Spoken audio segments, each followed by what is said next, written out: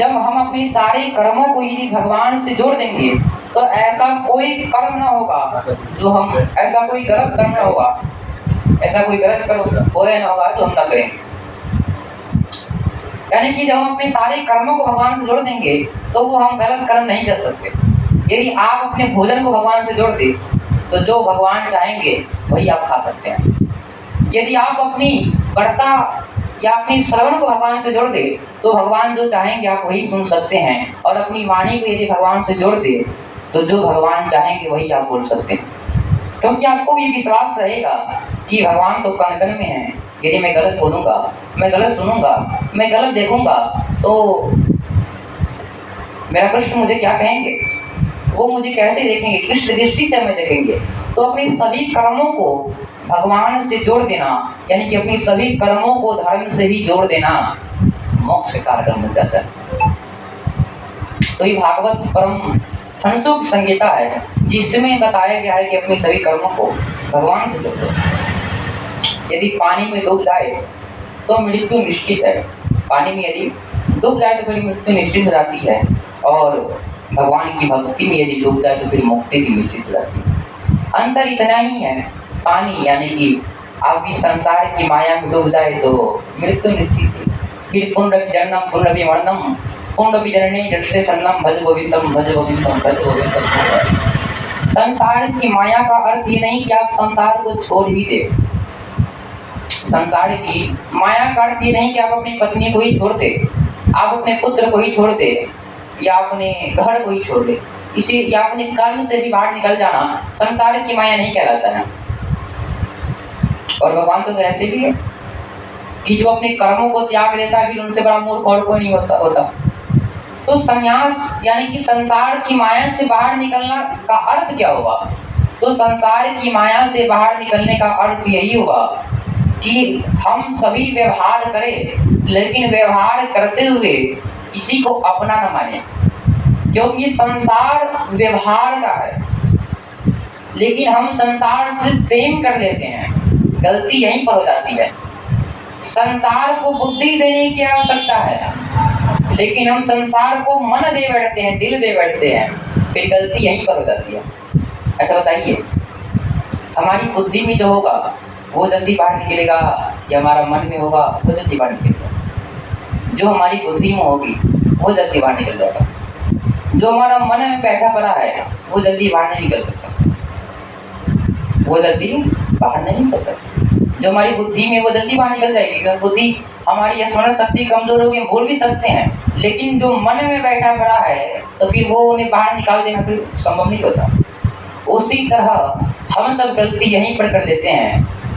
मन को भगवान में बैठानी चाहिए तो मन में अपनी पत्नी को बैठा लेते हैं, अपने पुत्र को, अपनी सास ने 2-4 गाली दी तो उन्हें भी बिठा लेते हैं, किसी पड़ोसन ने हमें 2-4 कटु वचन बोले तो उन्हें भी अपने मन में बिठा लेते हैं, किसी ने हमसे लड़ाई झगड़े की तो उन्हें भी अपने मन में बिठा लेते हैं। ये सारी जितने भी गलत कर्म हैं जो हटा देनी चाहिए, जो डिलीट कर देनी चाहिए, जिसे हम अपने मन में बिठा लेते हैं और वर्षों बीत जाते हैं और लोगों के पास जाकर हम यही कहते हैं कि उन्होंने मेरे साथ गलत किया। बुद्धि होती तो समाप्त जाते, लेकिन मन में बैठा पड़ा है बेचारे के मन में बैठा पड़ा है, इसलिए वर्षों बीत जाते हैं, लेकिन कहता है कि मेरे मन को बड़ी तकलीफ है क्योंकि मन में आपने बैठा दिया। और बुद्धि में किनको बैठा हुए हैं? बुद्धि में केवल ईश्वर को बैठाए हुए हैं, बुद्धि में ईश्वर को बैठाए हुए। अपनी बुद्धि से उनकी सेवा करेंगे, बस बुद्धि से अलावा नहीं। जिस तरह एक पत्नी हो और अपने पति को भगवान माने, कहे कि मैं आपको भगवान मानकर आपकी पूजा करूंगी, उनको माला भी पहनाए, धूप बत्ती भी दिखलाए, प्रसाद भी चढ़ाए, सब चढ़ाए, लेकिन कहे कि प्रेम आपसे नहीं करूंगी, प्रेम तो किसी और से करूंगी।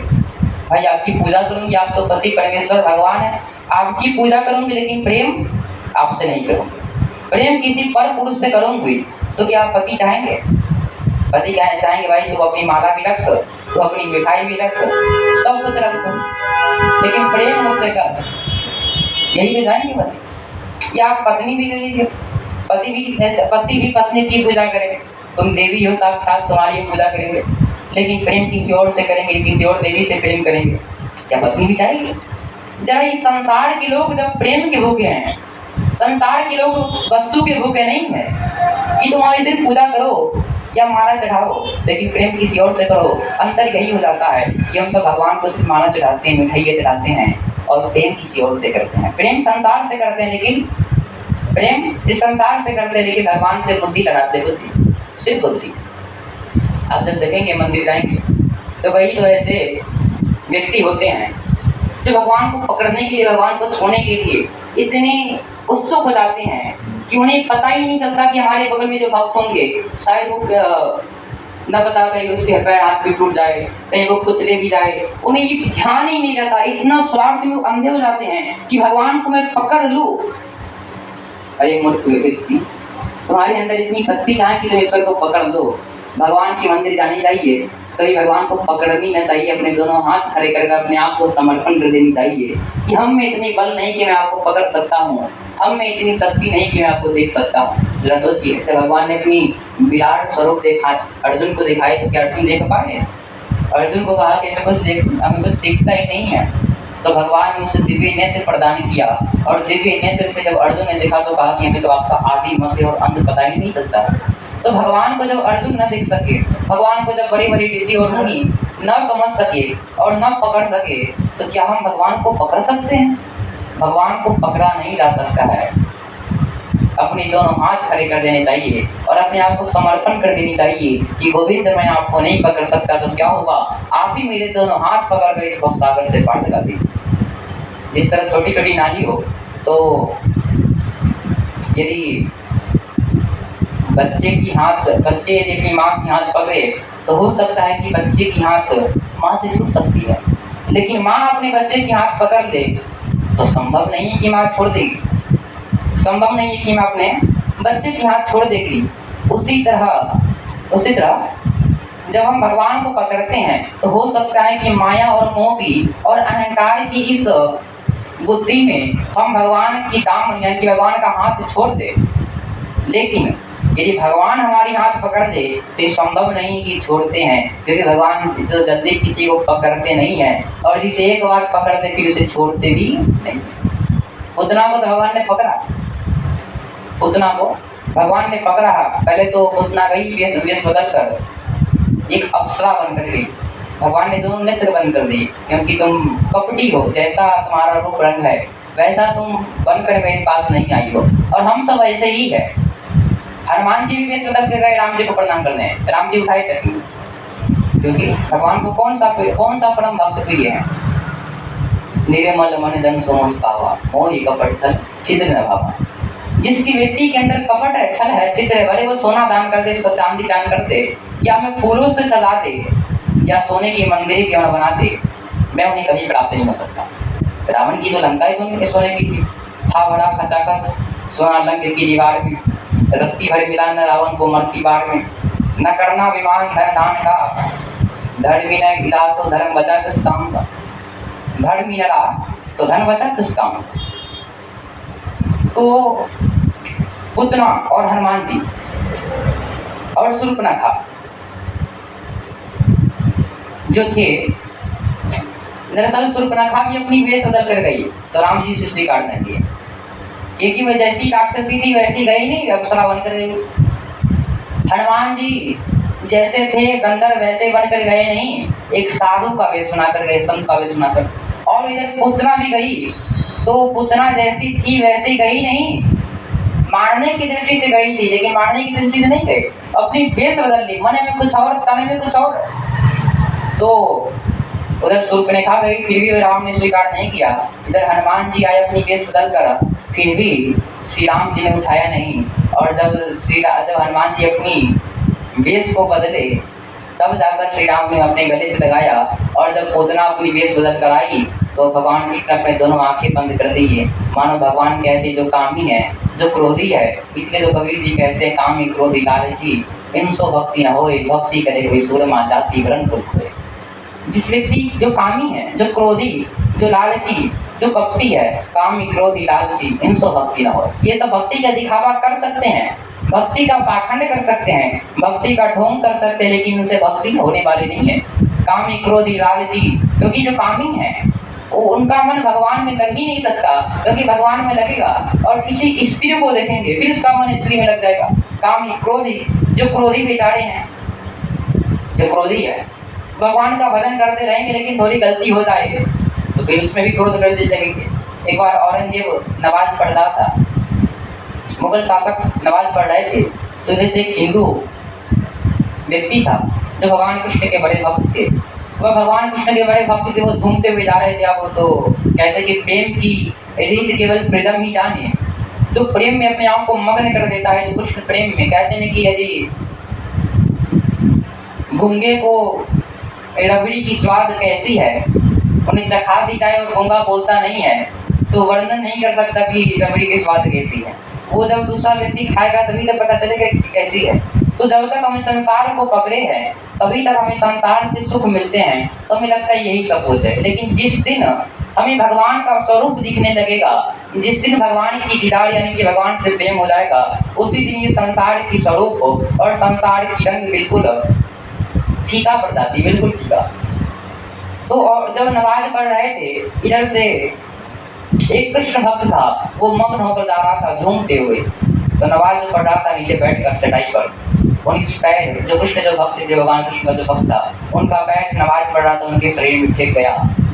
अब वह पूरी नमाज पढ़ कर आए और उनसे कहा कि अरे तो इतना मूर्ख है, तुम्हें पता नहीं मैं अभी नमाज पढ़ रहा था, अपनी खुदा की बंदगी कर रहा था, अपनी खुदा की बंदगी कर रहा था, इसमें तूने मुझे डिस्टर्ब किया, तूने अपने पैरों से हमारे शरीर में लात मार दिया। तो जो कृष्ण का जो भक्त था उन्होंने कहा कि भले ही आप अपनी खुदा की बंदगी कर रहे थे, आप अपनी खुदा की बंदगी कर रहे थे, मैं भी अपनी खुदा की बंदगी कर रहा था, आपको याद था कि मान सम्मान क्या होता है, मैं अपनी खुदा की बंदगी में ये भी भूल गया कि आगे और पीछे क्या होता है। आपको ये भी था कि मान और सम्मान क्या होता है। आपको एक तो भगवान में मन यानी कि लगा ही नहीं था, भगवान में केवल तन लगा था, मन तो यहाँ पर लगा था कि मान और सम्मान कौन करेगा। लेकिन हमारी मन भगवान में लग गया था, हमें तो पता ही न था कि आगे और पीछे कौन है, मान कौन करेगा, सम्मान करेगा, हमें तो डर भय का पता ही नहीं था, मन भगवान में लग गया। अब ये तन कहीं जाए, तन आपको या तो पैर मार दे या तो हाथ मार दे, मैं तो तन का रखवाला नहीं, मैं तो मन का रखवाला। और मेरे सांवरिया तो मेरे मन को चुरा लिए, मन को चुरा लिया, और मैं मन सो बेमन मैं क्या करूँ, और मैं मन की बिना तो मैं बेमन हो चुकी हूँ। तो इस तरह होता है। जो कृष्ण भक्त होते हैं, जो यानी कि जो श्री भगवान के श्री राम कृष्ण जो भी अपने आराध्य के जो इष्ट होते हैं, भक्त होते हैं, वो वास्तव में अपनी आराध्य के प्रति इतनी मग्न हो जाते हैं कि ये तो बता दो बरसाने वाली, कैसे तुम्हारी छोड़ दूंगा लगन तुम्हारी, ये तो बता दो हे बरसाने वाली, कैसे तुम्हारी छोड़ दो भजन तुम्हारी। तो जो अपने में एकदम समर्पित हो जाते हैं, फिर उन्हें देश काल सौत इत्यादि के बारे में चिंता नहीं रहती, क्योंकि मेरे मन की मैं जानूं तुम्हारे मन की तुम। तो जब श्री भगवान की यह पावन कथा, जिसमें भागवत महापुराण की हम सब दिव्य कथा को श्रवण कर रहे हैं, तो ये परम भक्तों परम हंसों की संगीता कहा गया है। इसे हर व्यक्ति नहीं श्रवण कर सकता है जब तक कृष्ण की इच्छा ना हो, जब तक कृष्ण ना चाहे, जब तक गोविंद की इच्छा ना हो, तब तक हम इसे पहचान नहीं सकते। इसलिए मन को भगवान में समर्पित कर देना चाहिए। मन तन, इसलिए तो कितनी अच्छी बात कही कि तन मन धन है तेरा, स्वामी सब कुछ है तेरा, तेरा तुझको क्या अर्पण लगेगा। ये तन, ये मन और ये धन सब कुछ गोविंद का ही है, तो फिर चिंता किस बात की होनी चाहिए। तो पुतना जब गई ये सुधर और भगवान ने उन्हें पकड़ा, तो भगवान तो पहले तो जल्दी पकड़ा नहीं, और एक बार जब पकड़ लिए तो पुतना कहती कि हमें छोड़ दो, मैं मर जाऊंगी, हमें छोड़ दो। पुतना कहती है कि मैं मर जाऊंगी, हमें छोड़ दो। तो भगवान कृष्ण कहते कि देखो मौसी, देखो मौसी, पुतना मियाँ, मैं तो जल्दी किसी को पकड़ता नहीं, मैं तो जल्दी किसी को पकड़ता नहीं, क्योंकि आप मेरा स्वभाव नहीं जानते। मेरा नाम भी टेढ़ा है कृष्ण, मेरा नाम भी टेढ़ा है। शायद आप राम जी की पूरी लीला को जानते होंगे, लेकिन कृष्ण जी की पूरी लीला को नहीं भी जानते होंगे। तो मेरा लीला भी बड़ी टेढ़ी है, मेरा नाम भी टेढ़ा, लीला भी टेढ़ी, बातें भी टेढ़ी, और काम भी मैं टेढ़ा करता हूँ, सब कुछ टेढ़ा ही टेढ़ा करता हूँ। तो और टेढ़ा की जल्दी तो मन में एक बार जाता नहीं, और एक बार मन में चला जाए तो फिर बाहर निकलता भी नहीं है। और मेरा स्वरूप भी काला है, पहले और रंग में रंगी हो, तो शायद और रंगीन हम बन सकते हैं, लेकिन जिस पर एक बार काला रंग यानी कि सांवरा रंग चढ़ जाए फिर इस पर दूसरा रंग नहीं चढ़ सकता। जिस पर एक बार सांवरा रंग चढ़ जाए, काला रंग चढ़ जाए फिर उस पर दूसरा रंग नहीं चढ़ सकता। उसी तरह मैं तो जल्दी किसी को पकड़ता नहीं हूँ, और यदि किसी को पकड़ लो तो फिर जल्दी किसी को छोड़ता भी नहीं। तो गोविंद किसी को तो जल्दी पकड़ते नहीं है, लेकिन किसी को यदि पकड़ ले तो फिर जल्दी छोड़ते भी नहीं है। इसलिए हमारा जीवन यही होनी चाहिए कि हम सब अपने आप को श्री कृष्ण में समर्पित कर दें। तो हम जिस आधार पर थे, जिस बात पर हम कर रहे थे, वह श्री सुखदेव गोस्वामी का जन्म था। और कल आप सबने और भगवान की पावन कथा को श्रवण किया। तो मैंने कल जब बताया कि भगवान शिव के बारे में कुछ वर्णन किया, आखिरकार शिव जी के स्वरूपों के बारे में, शिवरात्रि क्यों मनाई जाती है, तो कहीं ऐसे भ्रांति थी तो मैंने अलग हटाने की कोशिश की। तो दरअसल आप सबको ये लगता होगा कि मान लेते हैं ना, तो हम पढ़ते हैं ना, तो जानते हैं ना, तो सुनते हैं, बस सिर्फ मान ले कि कोई एक व्यक्ति कहते हैं हम उससे मान लेते हैं और आगे जानने की आवश्यकता ही नहीं रहती। फिर इसे ही कोई आकर मूर्ख बनाकर चला जाता है। एक फिल्म निकली है द केरला स्टोरी, एक फिल्म निकली है द केरला स्टोरी। उसमें एक लड़की कहती है कि देखो तुम्हारे भगवान कैसे हैं कि अपनी पत्नी के लिए इस तरह से रोते हैं। भगवान शंकर की पत्नी जब मर गई तो अपनी पत्नी के लिए इस तरह से रोते रहे। तो जो उसमें जो फिल्म में जो एक हिंदू लड़की थी, तो दरअसल वो एक फिल्म थी, दिखाने की कोशिश की गई थी किस तरह सनातन का अपमान किया जाता है। तो उसमें उस लड़की ने कहा, वो कुछ बोल न सकी क्योंकि वो कुछ जानती नहीं थी। शायद वो शास्त्रों को पढ़ी होती तो नहीं पता होता कि पत्नी की वियोग में क्यों रोया जाता है। आखिरकार पत्नी जब और सामान्य व्यक्ति की पत्नी मर जाए तो उसके शोक के लिए रोते हैं, लेकिन शोक और विरह ये दोनों अलग हो जाते हैं। शोक और विरह ये दोनों अलग होते हैं। जब आप यदि कोई मर जाए तो उनके लिए रोते हैं तो फिर उसे कहते हैं शोक। लेकिन जब रामायण देखते आंखों से आंसू गिर जाए, जब भगवान कृष्ण की लीला सुनते सुनते, कथा सुनते सुनते, पढ़ते पढ़ते, देखते देखते आंखों से अश्रु की धारा बह जाए, उसे कहते विरह, उसे कहते विरह। तो भगवान श्री राम शोक में नहीं रोए अपनी पत्नी के लिए, विरह में रोए। और विरह में रोने का आनंद ही कुछ और होता है। इतनी अधिक शिव जी पर जल चढ़ाते हो, जब एक बार 2-3 आंसू भगवान के लिए बहाया करो तो पता चलेगा कि 2-3 लोटे जल चढ़ाने से हजारों गुना ये 2-3 बूंद आंसू उनकी विरह में रोने से आनंद प्राप्त होता है।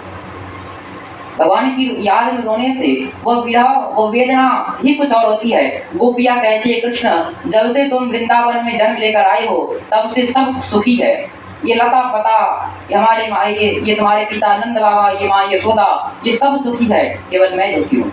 केवल मैं दुखी हूँ क्योंकि मैं तुम्हारी विरह में सिर्फ तपती रहती हूँ कि तुम हमें कब प्राप्त हो जाओ, तुम हमें कब मिलो, लेकिन तुमने तुम्हें छोड़ दिया है, तुमने तुम्हें छोड़ के चल दी।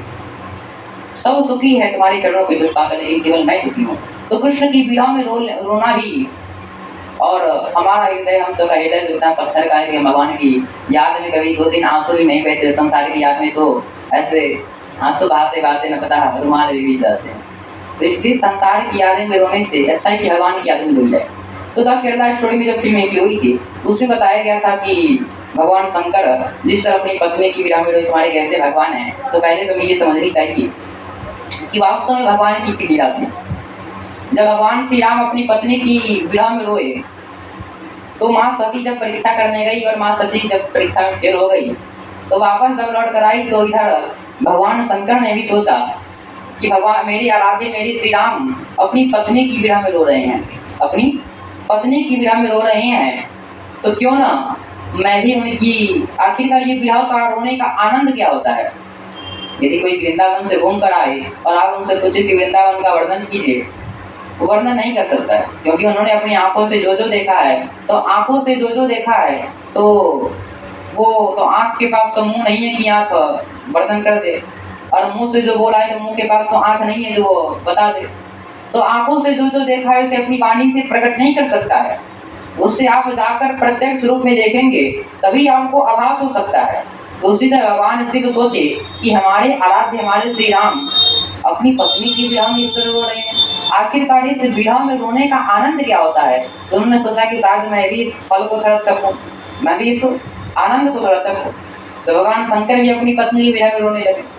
दक्ष प्रजापति की एक महिला मां सती विध्वंस हो गई, भगवान शंकर भी अपनी पत्नी की विरह में। अब देखो कैसे भगवान है, कितने अच्छे भगवान भक्त की लीला है कि भगवान जब अपनी पत्नी की विरह में रोते हैं तो उनके भक्त भी कहते हैं कि प्रभु आप रोइएगा तो मैं भी रोऊंगा, और आप हंसेंगे तो मैं भी हंसूंगा। आप रोएंगे तो मैं भी रोऊंगा, और आप हंसेंगे तो मैं भी रोऊंगा। क्योंकि जो प्रेमी होते हैं तो एक दूसरे से जब प्रेम करते हैं तो उनकी जो प्रेमिका होती है, जब वो हंसता है तो वो भी हंसते हैं, जब वो रोता है तो वो भी रोते हैं। तो जब श्री सुखदेव गोस्वामी जी का पावन चरित्र का हम सब कल श्रवण कर रहे थे, इसमें हम आपको बता रहे थे कि जो शिवरात्रि मनाई जाती है वास्तव में उस दिन शिवलिंग प्रकट हुआ। शिवरात्रि के दिन शिव जी और पार्वती का विवाह न होकर शिवरात्रि के दिन शिवलिंग का प्रकट हुआ। एक बार ऐसा हुआ, मैं थोड़ी संक्षिप्त में बता दूं, किसी पुराण जब पढ़ेंगे तो मिलेगा कि भगवान एक बार जब एक कल्प ऐसी हुई, एक कल्प में भगवान विष्णु की नाभि से कमल निकला, कमल में ब्रह्मा जी प्रकट हुए, और ब्रह्मा जी जब प्रकट हुए तो ब्रह्मा विष्णु दोनों में थोड़ी झगड़े हो गई। भगवान विष्णु बोले कि सबसे बड़ा मैं हूँ, ब्रह्मा जी बोले कि नहीं आपसे बड़ा मैं हूँ।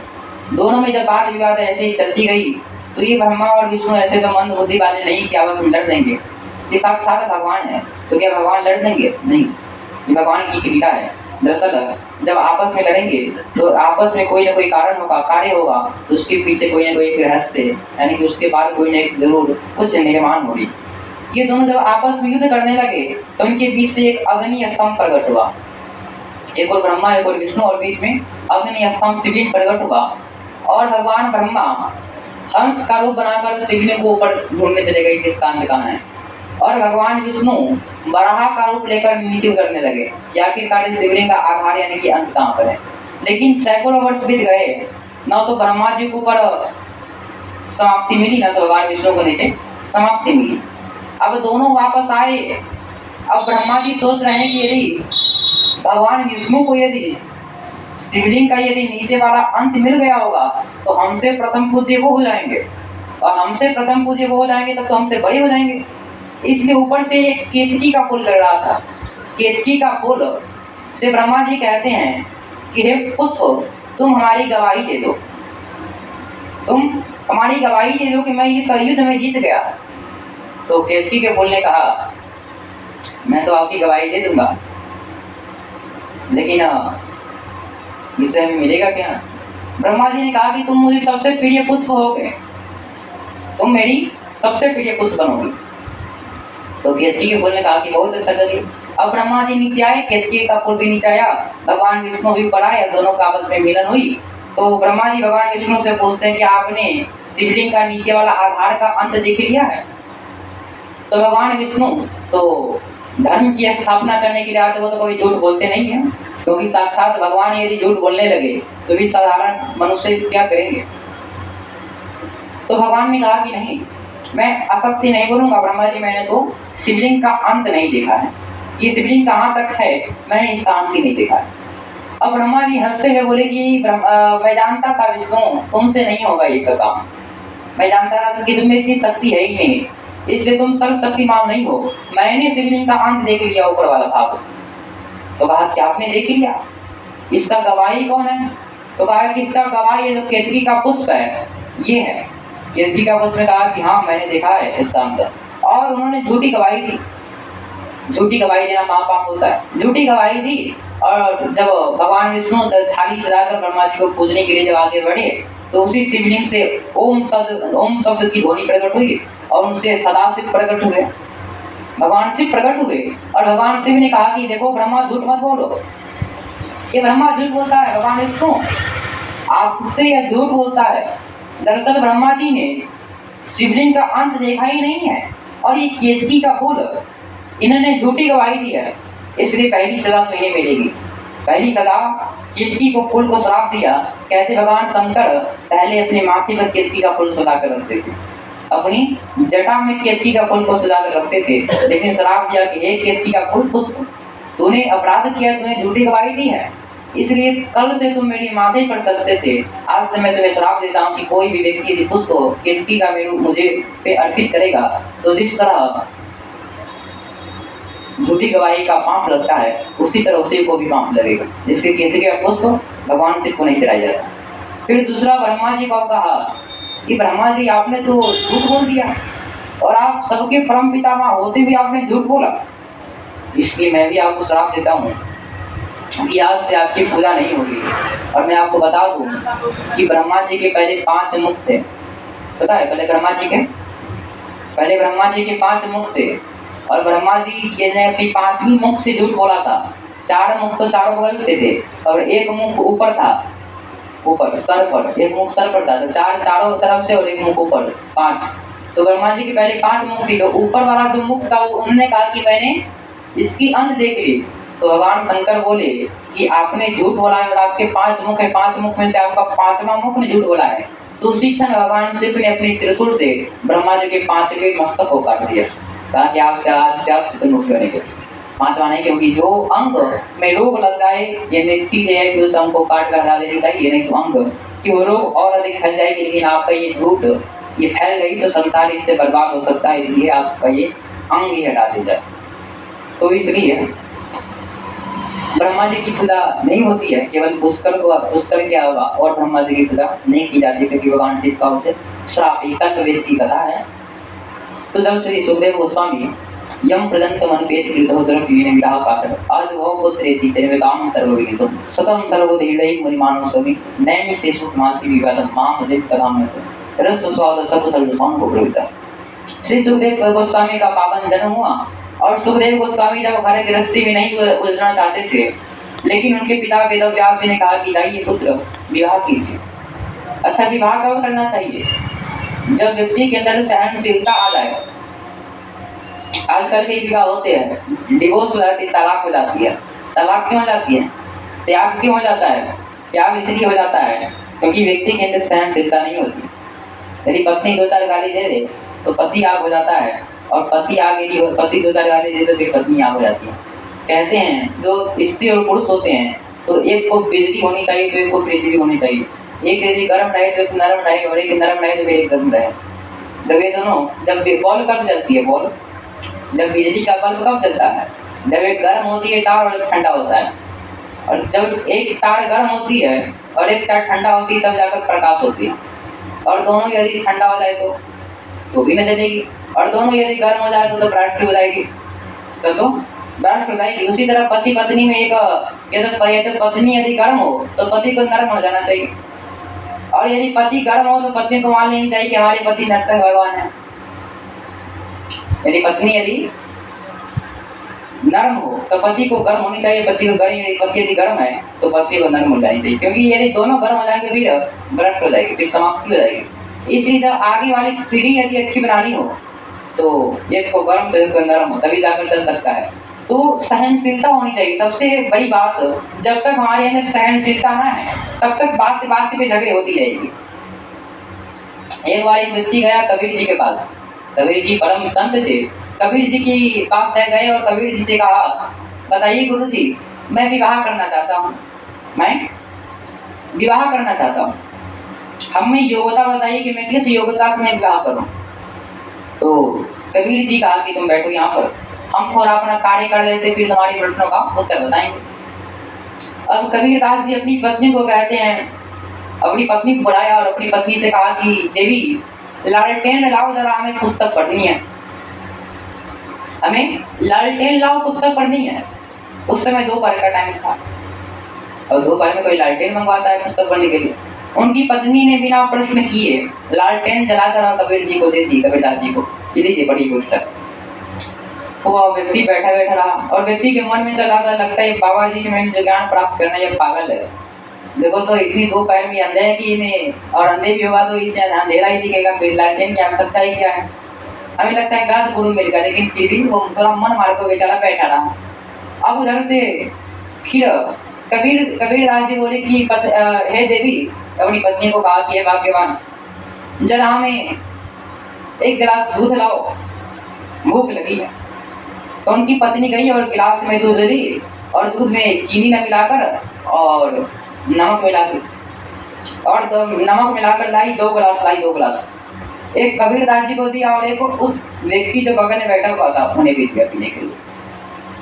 अब वो जब व्यक्ति उस गिलास का दूध पिया और जब एक ही घोट अपने मुंह में डाला तो मुंह से थुकुर दिया, ताकि लगता है उन्होंने खड़ा हुआ और क्रोधित अवस्था में गुस्से भाव में कहा कि तुम दोनों बूढ़े बूढ़ी पागल हो, तुम दोनों बूढ़े बूढ़ी दोनों पागल हो, लगता है तुम्हारा बुद्धि भ्रष्ट हो गया। मैं जिनसे ज्ञान प्राप्त करने आया था वो देखो किस तरह से गलत काम करता है। दोपहर में लालटेन मंगाता है, दूध मांगता है तो चीनी के बदले नमक डाल देता है। ये कैसी तुम्हारी वृत्ति है? यही मेरे प्रश्नों का उत्तर है। कबीर जी ने कहा कि यही तेरे प्रश्नों का उत्तर है। कहा कि ये कैसे मेरे प्रश्नों का उत्तर है? तो कहा तो पहले बैठ। उन्हें भी बैठाया और कबीर दास जी ने कहा कि देखो, दोपहर की समय थी, मैंने पुस्तक पढ़ने के लिए अपनी पत्नी से कहा लालटेन लाओ, तो उन्होंने बिना प्रश्न किए लालटेन ला कर दे दिया। वो भी तो कह देती मेरी पत्नी कि तुम अंधे हो, तुम्हें दिखता नहीं है, लेकिन बिना कुछ कहे लालटेन लाकर मुझे दे दी। और जब मैंने उनसे कहा कि दूध लाकर दो तो उन्होंने चीनी के बदले नमक डाल दी। तो मैं भी उन्हें कह सकता था कि तुम्हें दिखता नहीं तो अंधी हो, लेकिन चीनी तो छोड़कर नमक डाल दिया, फिर भी मैंने कोई गिलास पी। तात्पर्य यही है कि सहनशीलता। जरा सोचो, यदि मैं उस बात पे यदि दूध में यदि नमक डलेगी, मैं उसकी गलती पे यदि गुस्सा हो जाता तो मैंने जो गलती की है यदि वो भी गुस्सा हो जाता, फिर दोनों में तो झगड़े हो जाते, और दोनों में झगड़े हो जाते तो फिर बात विवाद होगी, आगे जाकर तक ये बात पहुंच जाती। इसलिए हमें झगड़े नहीं करनी है। और सहनशीलता, जब तक सहनशीलता ना हो, हमारी गलतियों को उन्होंने हंसते हंसते सुधार दिया और उनकी गलतियों को मैंने हंसते हंसते समाप्त कर दिया। उन्हें अपने मन में रखा नहीं, उन्हें अपने मन में नहीं रखा, उनकी गलती को मैंने समाप्त कर दिया, मैंने मेरी गलती को उसने समाप्त कर दिया। झगड़ा यहीं पर समाप्त हो गया। जब उसकी गलती को मैं अपने मन में रख लेता और मेरी गलती को वो अपने मन में रख लेती तो फिर झगड़ा यहीं पर जाता। इसलिए तो भगवान ने 2 कान दे चुके हैं, श्रवण और मुंह एक दे चुके हैं, कम बोलो अधिक सुनो। लेकिन आज का व्यक्ति करता क्या है? कम सुनता है, अधिक बोलता है। कम बोलो, मुंह एक ही है, मुंह भी 2 देते, एक बार में 2-4 बातें बोलते, लेकिन मुंह एक ही, एक बार में एक ही बोल दिया। और जीभ में कोई हड्डियां नहीं है कि नरम अवस्था से बोलते रहो, नरम हमेशा नरम। पूरी जो शरीर की है, आपकी पूरी जिंदगी मात्र 2-3 इंच पर टिकी हुई है। क्यों? जीभ 2-3 इंच की ना होती है, लगभग 2-3 इंच के लिए मान ले तो आपकी ये जो पूरी जिंदगी है ये मात्र 2-3 इंच बड़ी है। ये 2-3 इंच का आपको मान सम्मान भी दे सकता है और 2-3 इंच आपको गाली बातें भी दिला सकता है। यदि अच्छी बातें बोले, एक बार दांत और जीभ में दोनों झगड़े हो गई तो दांत ने कहा कि मैं बड़ा, जीभ ने कहा कि मैं बड़ा, तो दांत ने जीभ को काटा तो जीभ को तो रक्त बहने लगा कि अब जीभ को बड़ी क्रोध आ गई। जीभ ने कहा कि तूने मुझे काटा, अब जरा देख तुझे कैसे बाहर निकालता हूँ। और जीभ जहाँ पर जाए वहाँ पर 2-4 गाली ही थे, तो व्यक्ति को मिले मारे 2-4 मुंह पर, तो 32 का 32 में से जब ही 4-5 दांत बाहर निकले तो दांत बेचारे क्षमा मांगने लगे कि देखो मैंने तुम्हें काटा है तो तूने तो, हमें लगा कि सबसे बड़ा मैं हूँ क्योंकि मैं 32 हूँ, लेकिन तूने तो अकेला हमारे 32 के 32 बाहर निकलवा देते। तो यदि दांत बिगड़ जाए तो कोई बात नहीं, लेकिन जीभ बिगड़ जाए तो फिर बात बड़ी गड़बड़ हो जाती है। जीभ बिगड़ जाए तो फिर संसार को बदल देती है। इसलिए रिश्ते संभालनी चाहिए, कम बोलना चाहिए। माँ द्रौपदी ने तो बोल दिया था, अंधे के पुत्र अंधे होते हैं। तो जीभ बिगड़ी तो महाभारत खड़ा हो गया, जीभ बिगड़ी तो महाभारत खड़ा हो गया। रावण की दृष्टि बिगड़ी, रावण की आंख बिगड़ गई माँ सीता के प्रति, तो राम जी और रावण का महाभीषण युद्ध खड़ा हो गया। 1 लाख पुत्र 1.25 लाख नाती, जिनके घर दिया न बाती, जिनके घर दीपक जलाने वाले भी नहीं बचे। माँ के कही के तो कान ही बिगड़ गए थे, माँ की कही के तो कान ही बिगड़ गए थे। कलंकिनी कही जाती है, आपको राम मिल जाएंगे, सीता मिल जाएगी, सुमित्रा मिल जाएगी, कौशल्या मिल जाएगी, कि कहीं नहीं मिलेगी। अरे दुर्योधन का तो संग ही बिगड़ गया था, शकुनी का तो संग हो गया, दुर्योधन का संग ही बिगड़ गया था। और दुर्योधन का मित्र ही तो बिगड़ गया था, मित्र कंस था, मित्र शिशुपाल था। तो संघर्ष से गुनाह है, संघर्ष से गुनाह। तो हमें अधिक सुननी चाहिए, कम बोलनी चाहिए। जब तक हम सहनशील ना हो तब तक गृहस्थ चल नहीं सकता। तो कबीर जी ने कहा कि देखो, तुम्हारे प्रश्न का उत्तर यही है कि हमें सहनशीलता बरतनी चाहिए। हमारी गलती को वो क्षमा करे, उनकी गलती को हम क्षमा करें, और गलती को यदि क्षमा करते रहेंगे और सहनशीलता होती जाएगी तब तो फिर हम महान हो सकते हैं, हमारी इससे टिक सकती है। लेकिन यदि हम सहनशीलता में न टिके रहे तो फिर हम यहीं पर समाप्त हो जाएगी, हमारा क्या हो जाएगा सहनशीलता। फिर आगे चल रहा जब प्रथम भक्ति श्रवण, प्रथम भक्ति श्रवण कीर्तनम स्मरणम पाद सेवनम अर्चनम मंदिरम सदस्य दास्य साख्य आत्म निवेदनम। श्रवणम, भगवान अधिक सुनना चाहिए।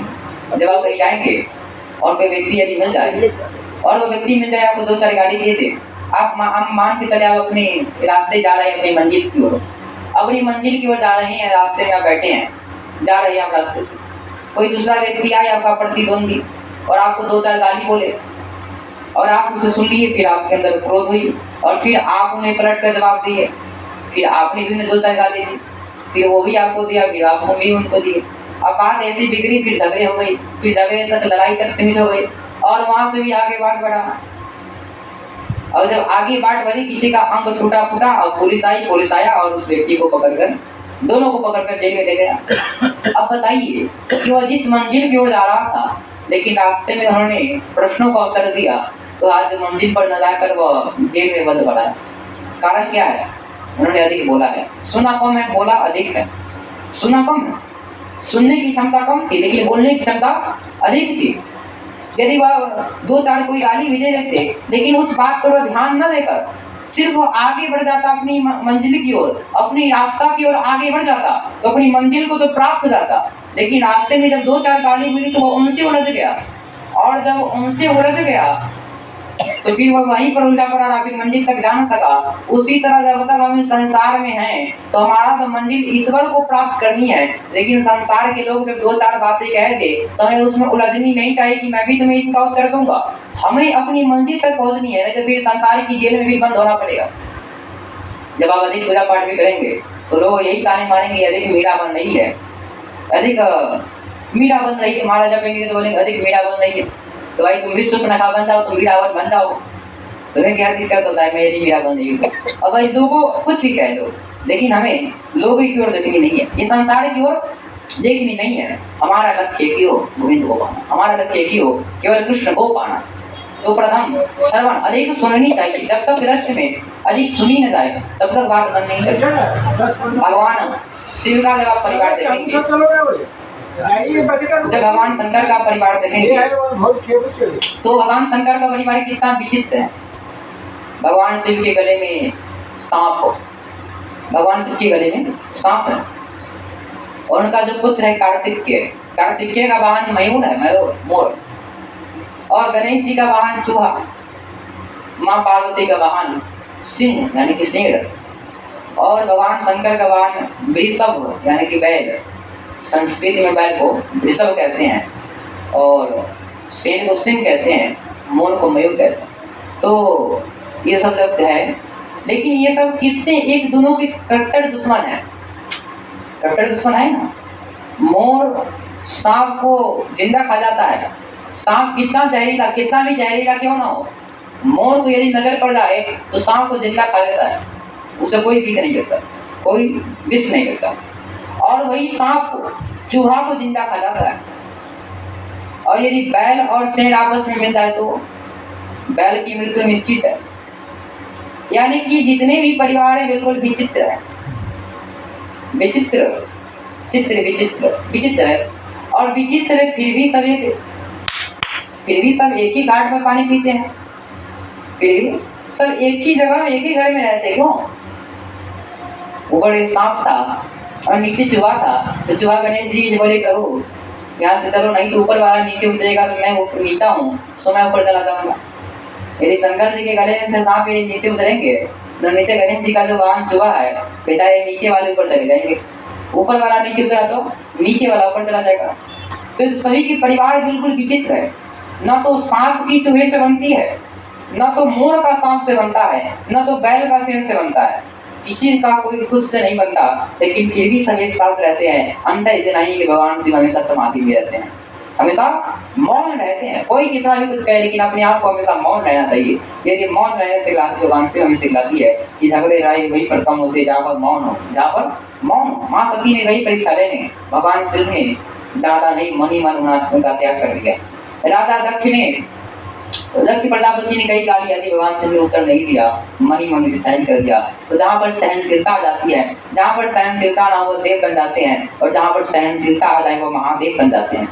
समुद्र मंथन बाद भगवान शिव अमृत को न पीकर विष को ही पिए, यानी कि मान सम्मान को जो सिर्फ पीता है वो सिर्फ देव बन जाता है। और जो अपमान को पहले पी लेते हैं, जो द्वेष भावना घृणा को भी पहले पी लेते हैं, वो महादेव बन जाते हैं। तो आप देवता बनना चाहते हैं या महादेव बनना चाहते हैं, निर्भर आप पे करता है। आप सिर्फ सम्मान को पिएंगे तो सिर्फ देवता तक ही सीमित रह जाएंगे, और यदि आपने अपमान को भी पी लिया तो आप देवों के देव महादेव तक बन जाएंगे। ये आप पे निर्भर करता है कि आप बने क्या। तो ये गृहस्थ वास्तव में उलझाने वाली नहीं है, ये गृहस्थ सुलझाने वाली है। हम इन्हें अपने मन से यदि मान ले तो फिर ये उलझा देगी, लेकिन मन से न माने अगर सिर्फ तन से माने तो ये हमें सुलझा देगी। मैंने पहले ही जब कथा आरंभ हुई उसी समय कहा कि मन में जो बढ़ जाए वो जल्दी निकलता नहीं, और बुद्धि में जो बढ़ जाए वो जल्दी निकल जाता है। यानी कि संसार की बातें, संसार की गाली, संसार के पति पत्नी, इन सबको मन देने की आवश्यकता नहीं है, इन सबको सिर्फ बुद्धि देने की आवश्यकता है। अपनी बुद्धि इन सबको दे दो, ये सब बुद्धि में ही सीमित रहेंगे।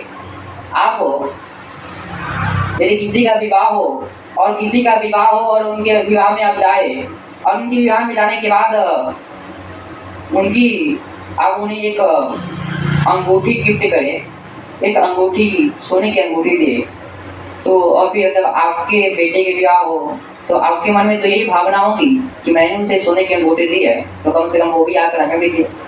लेकिन वो ना देगा तो वो सिर्फ आपसे ये कह देगा आकर कि मैं तो आपसे प्रेम करता हूँ, मैं व्यवहार नहीं करता, मैं सिर्फ आपसे प्रेम करता हूँ। तो कहेंगे प्रेम करो या ना करो, व्यवहार पहले करो, पहले मैं दो, मैंने तुम्हें दिया तो तुम भी दो, मैंने तुम्हें फ्रिज दी तो तुम भी मेरे यहाँ में फ्रिज दो, मैंने तुम्हें वॉशिंग मशीन दी तो तुम भी दो, टीवी दी तो टीवी दो, कुछ भी दो, कम से कम मैंने तुम्हें 10,000 की दी तो 15,000 का दो चाहिए।